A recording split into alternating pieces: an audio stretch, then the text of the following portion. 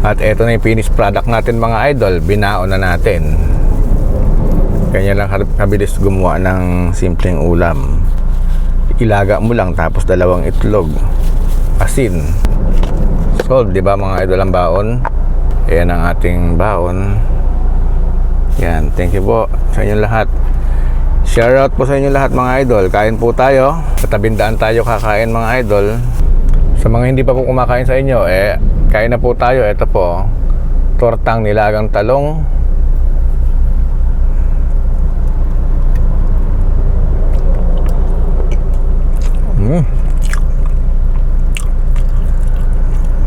Ang sarap niya.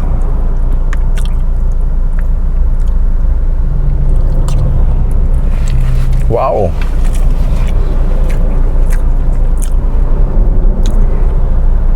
Nasa biyahe na naman. Ang aga natin umalis kanina mga idol.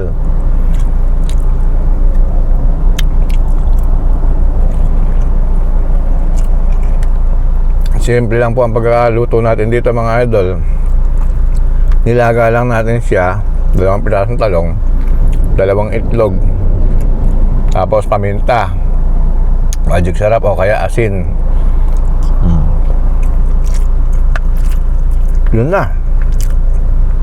Ito na siya mga idol.